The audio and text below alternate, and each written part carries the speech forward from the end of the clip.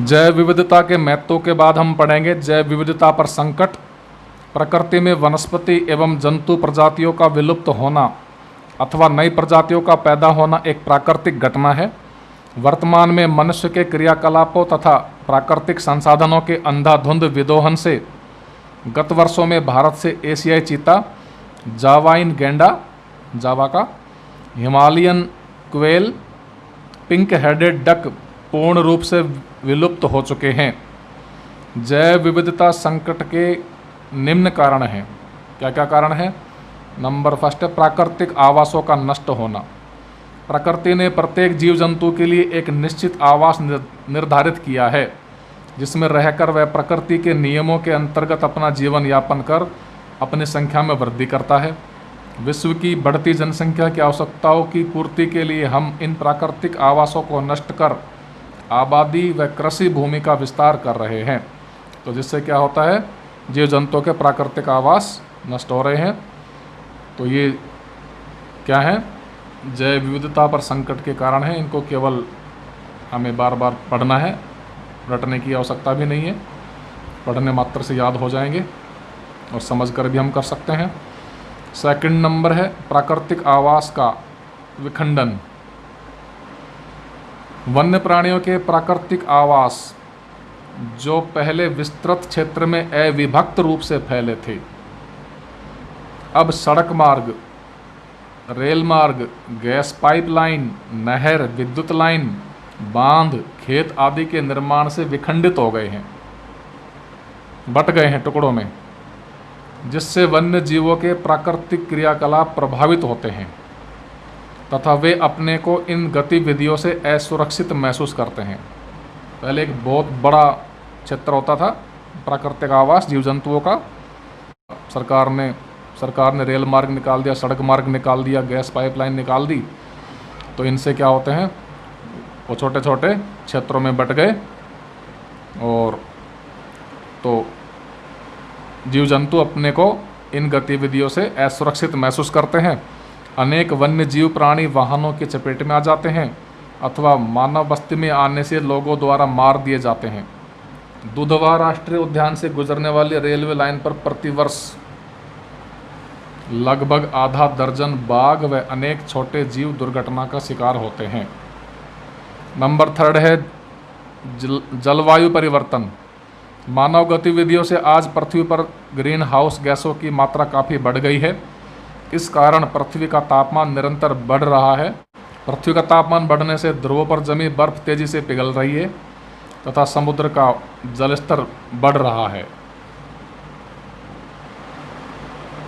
इस कारण एक और समुद्री जैव विविधता पर विपरीत प्रभाव पड़ रहा है, वहीं उपलब्ध भूमि में कमी होने से स्थलीय जैव विविधता भी प्रभावित हो रही है।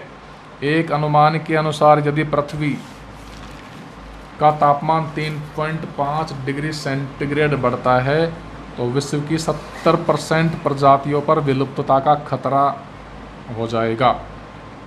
एक अनुमान के अनुसार यदि पृथ्वी का तापमान 3.5 डिग्री सेंटीग्रेड बढ़ जाता है तो उस इतनी सी वृद्धि से विश्व की 70% प्रजातियों पर विलुप्त होने का खतरा हो जाएगा।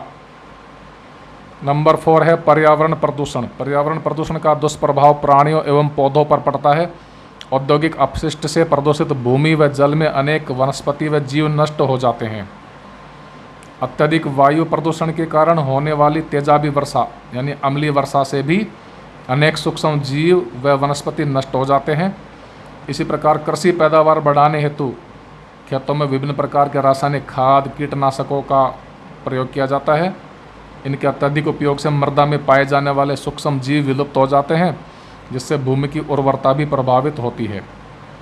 नंबर 5 है प्राकृतिक संसाधनों का अनियंत्रित विदोहन। स्थानीय आवश्यकताओं के लिए प्राकृतिक संसाधनों का उपयोग किसी भी प्रकार से हानिकारक नहीं है, किंतु मनुष्य ने व्यावसायिक लाभ के लिए पेड़ पौधों एवं जीव जंतुओं का अत्यधिक व अनियंत्रित दोहन किया है, जिस कारण कई प्रजातियों का अस्तित्व खतरे में पड़ गया है। जैसे यूरोप एवं उत्तरी अमेरिका में मेंढक की टांगों का उपयोग खाने में स्वाद बढ़ाने के लिए होता है। भारत समेत कई एशियाई देश मेंढक की टांगों का निर्यात करते हैं।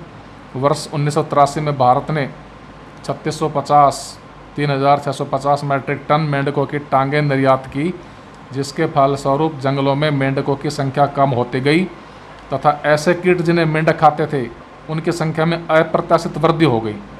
मेंढक तो कम हो गए और कीट ज़्यादा हो गए। स्थिति की गंभीरता को देखते हुए दिनांक 1 अप्रैल 1987 से भारत सरकार को मेंढकों के व्यवसाय पर बैन लगाना पड़ा, प्रतिबंध लगाना पड़ा। नंबर 6 है कृषि व वानिकी में व्यावसायिक प्रवृत्ति। हरित क्रांति से पूर्व किसान अपने खेतों में विभिन्न किस्मों के अनाज, विभिन्न किस्मों के फल, विभिन्न किस्मों के सब्जियां उगाते थे और विभिन्न नस्लों के मवेशी रखते थे। लेकिन कम समय में अधिक उत्पादन प्राप्त करने के लालच में आज किसान उन्नत बीजी कुछ प्रजातियों को ही उगाता है तथा अधिक उत्पादन देने वाले मवेशी की संकर नस्लों को ही रखता है, जिससे आनुवांशिक जैव विविधता तेजी से नष्ट हो रही है। नंबर 7 है विदेशी प्रजातियों का आक्रमण। वांछित या अवांछित रूप से कई बार विदेशी प्रजातियों के आने से स्थानीय प्रजातियों का अस्तित्व खतरे में पड़ जाता है तथा वह पूरे पारिस्थितिक तंत्र में असंतुलन पैदा कर देता है। कुछ पादप प्रजातियों को सौंदर्यीकरण के लिए आयात किया गया था, जैसे लैंटाना व जलकुंभी। लैंटाना को अंग्रेज 1807 में भारत में लाए थे तथा कलकत्ता के बॉटनिकल गार्डन में लगाया गया, किंतु वह धीरे धीरे सारे उपमहाद्वीप में फैल गया। आज यह पौधा स्थानीय जैव विविधता के लिए संकट बना हुआ है, क्योंकि यह अपने आसपास दूसरे पौधों को उगने नहीं देता और न ही इसे जानवर खाते हैं। इसी प्रकार जलकुंभी, जिसे वाटर लिली भी कहा जाता है, अपने सुंदर जामुनी फूलों के कारण भारत में ब्राज़ील से लाया गया और आज यह भारत के जल स्रोत में फैल चुका है। जलकुंभी का अनियंत्रित फैलाव सूर्य की रोशनी को रोक लेता है, जिससे जल में मौजूद पौधे नष्ट होने लगते हैं तथा जीवों को ऑक्सीजन नहीं मिलने के कारण वे मरने लगते हैं। इसी प्रकार कुछ विदेशी प्रजातियां अनायास ही आयातित हो गई। खाद्यान्नों के साथ खाद्यान्न आयात किए गए, उनके साथ वो भी मिक्स होकर आ गई। जैसे गाजर घास सन 1950 में अमेरिका से आयात किए गए गेहूं के साथ भारत आ गई। गाजर घास विश्व के सबसे खतरनाक खरपतवारों में से एक है, जिसे जानवर तक नहीं खाते। इस पौधे में कई ऐसे रासायनिक पदार्थ होते हैं जो एलर्जी पैदा करते हैं। गाजर घास हमारी स्थानीय जैव विविधता के लिए बहुत बड़ा खतरा बन गई है। आज से लगभग 50 वर्ष पूर्व अंडमान निकोबार द्वीप समूह में कुछ हिरणों को छोड़ा गया, किंतु यह ध्यान नहीं रखा गया कि वहाँ इनका कोई प्राकृतिक भक्षक नहीं है।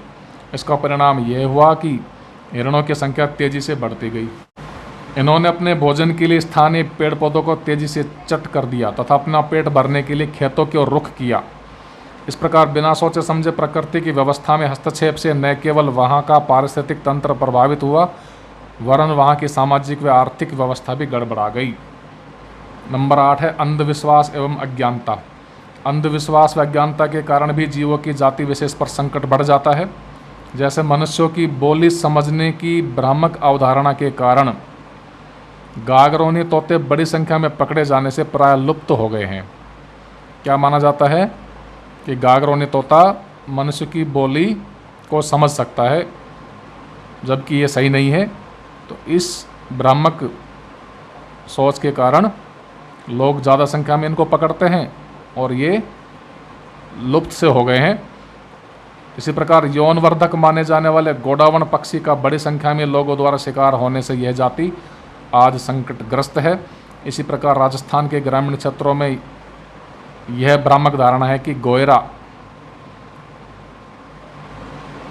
की सांस जहरीली होती है, अतः ग्रामीण उसे देखते ही मारने का प्रयास करते हैं। अब नेक्स्ट वीडियो में हम पढ़ेंगे जैव विविधता का संरक्षण।